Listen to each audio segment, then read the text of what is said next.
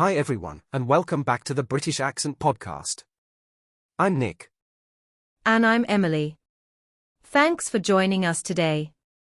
We're diving into something a little tender, something that sits quietly with a lot of us, even if we don't always talk about it out loud. Yeah, today we're talking about what healing really means. And spoiler alert, it's not about pretending something never happened. It's not erasing, or covering up, or forcing yourself to move on before you're ready. No, it's something much gentler than that. Healing, real healing, is remembering without breaking. It's when the memory still lives in you, but it no longer controls you. No longer shatters you. And I think that's really important to say out loud, because a lot of us carry this pressure to get over something. To close a chapter, lock the door, never look back. But the truth is, some things stay with us forever. And that doesn't mean we're broken. It just means we're human. Learning how to carry the memory differently, that's what healing often looks like. I used to think I hadn't healed because I'd still think about it. Still feel a twinge when certain songs played or places popped up. But slowly, I realized, it wasn't the same kind of pain anymore. Exactly. That shift is so subtle. One day, the thing that used to leave you breathless with grief, it still hurts, but you're not drowning in it. You can breathe alongside it. That's what remembering without breaking feels like. You stop bracing for it, and start making space for it. The memory doesn't have claws anymore, it's softer, quieter. Still there, but not defining you. And you learn you don't have to fear the memory. You can revisit it with gentleness. You can talk about it without your voice shaking. You can love the person you were back then, and still let them rest. It doesn't mean you're over it. It means you've built something stronger around it. A steadiness, a softness, a quiet kind of courage. And even if that takes years, even if you revisit it 1,000 times before it stops hurting the same way, that's okay. Healing isn't linear, and it isn't loud. It's not a moment. It's a series of slow returns to yourself. A quiet bravery in remembering, and still choosing to keep going. You know, people often confuse healing with forgetting, because we live in a world that's obsessed with moving on quickly. But healing isn't about deleting, it's about integrating. It's carrying the memory, but not letting it weigh you down the same way. And it's really powerful when you realize that. Like, maybe the goal isn't to never think about it again. Maybe the goal is to be able to think about it and still feel steady. Still feel like yourself. It's that quiet shift, isn't it? When you stop avoiding certain dates, or stop skipping songs that once made you cry. You can face them now, not because you're over it, but because you've grown stronger inside the ache. That strength isn't flashy, either. It's not always visible from the outside. It's internal. It's in the way you sit with your feelings now instead of running from them. And sometimes, healing means allowing yourself to feel the sadness without judgment. To say, yeah, that still hurts, but not falling apart the way you once did. That's it. There's a difference between breaking and bending. And healing teaches you how to bend without breaking. It also teaches you that remembering doesn't have to reopen the wound. Sometimes, it can be honoring. Sometimes, it's how we carry forward the love or the lesson, without reliving the pain. Yeah, remembering can be a kind of respect. You're not pretending something never mattered. You're just holding it with care now, instead of fear. And it's worth saying that healing doesn't mean you'll never have a bad day again. It just means that when the waves come, you've learned how to stay afloat. You've built something solid inside. Exactly. You become your own anchor. The pain may not disappear entirely, but it doesn't sweep you away anymore. And that, to me, is such a tender kind of victory. Quiet, personal, unshared with the world most of the time, but so important. It is. And if you're listening today, wondering if you'll ever feel that shift, just know it happens gradually. You might not notice it at first. But one day you'll look back and realize, you remembered, and you didn't fall apart. You remembered, and you kept breathing. And honestly, that moment when you realize you didn't break this time, it's so gentle, so quiet, that you almost miss it. But it's everything. It's that proof that you've changed, even if it didn't come with some grand announcement. Yeah, no fireworks. No dramatic closure. Just that little inner nod, like, I made it through this memory, and I'm okay. And being okay doesn't mean you're perfectly healed, either. It just means you're not where you used to be. It means there's a little more space around the memory. A bit more peace in the way it lives in you now. We talk a lot about healing as a finish line, but I think it's more like building a relationship with your past. One where you no longer feel at war with it. Right? Where you can meet your old self with kindness instead of frustration.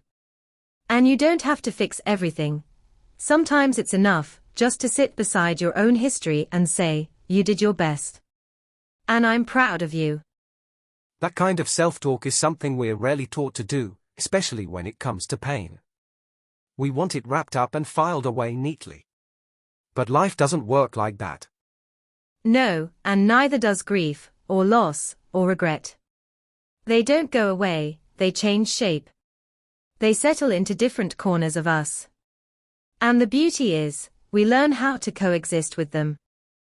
So if you're in that place now, where it still feels raw or heavy, just know that your softness isn't a sign of weakness. It's a sign that you care deeply. That you loved, that you hoped, that you lived through something that mattered.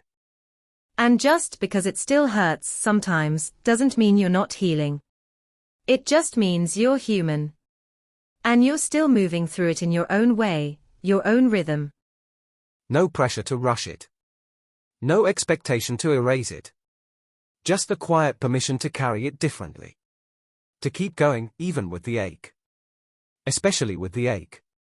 And I think there's something really beautiful in that. Choosing to keep going, not because it doesn't hurt anymore, but because you're learning how to live alongside that pain. You're learning how to hold joy and sorrow in the same breath. It's like becoming fluent in your own emotional language. You start to notice that sadness doesn't cancel out happiness, and joy doesn't mean the grief is gone. They can both be there, side by side. Yeah, I think a lot of people wait for the day when they'll feel nothing at all about something that once broke them. But healing doesn't always mean zero pain. It might just mean the pain doesn't control you anymore. And sometimes, the most powerful thing you can do is simply carry the memory without letting it turn into a storm. To let it live in you without running the show. Exactly. Because the memories will still visit you, randomly, quietly, sometimes at 2 a.m., or in the middle of a song you hadn't heard in years. And the goal isn't to block them out. It's to welcome them gently, and let them pass without fighting them. And that takes time. It's not a single decision, it's a process. One where you slowly build trust in yourself again. That you can feel all these things, and still stay grounded. That's the kind of healing I admire most. The kind that's invisible to the outside world, but feels monumental on the inside. Like, no one might know you cried in the shower this morning, but still got dressed and went to work. But you know. And that's the part that matters. The quiet victories. The steady steps. The reminders that you've come a long way, even if no one claps when you make it out of bed. Even if it's just you who notices. It's the quiet resilience that shapes who you're becoming.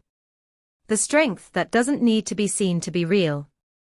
And you begin to realize that resilience doesn't always look like rising dramatically from the ashes. Sometimes it's just choosing not to numb out. Choosing to feel it, sit with it, and still carry on with your day. Yeah, like making your bed. Watering the plant. Sending that message you've been meaning to. They seem like nothing from the outside, but they're everything when you're in the middle of something heavy. Because it's in those small, ordinary acts where your healing really shows. Not in the loud declarations, but in the quiet consistency of showing up, again and again. And sometimes, it's just in giving yourself permission not to be okay. To stop trying to force progress. To rest when you're tired, cry when you need to, and let that be enough. I think we all underestimate the courage it takes to keep loving life, even after it's disappointed you. To still believe there's something worth waking up for, even if it's not clear what that is today. And that's where it gets really tender. That moment when you say, I'm not where I want to be, but I'm still here. And maybe that's enough for now. It really is. Because healing isn't always about fixing. Sometimes it's just learning how to be with yourself, exactly as you are, and not running away from it. That's something we don't hear often enough. That you don't have to transform your pain into a masterpiece. You can just live through it. You can just be a person going through a hard time, and still be worthy. Yeah, still be worthy. That's the part we all need to hear sometimes, isn't it? You don't need to turn your healing into a performance. Just breathing through the hard days is enough. It really is.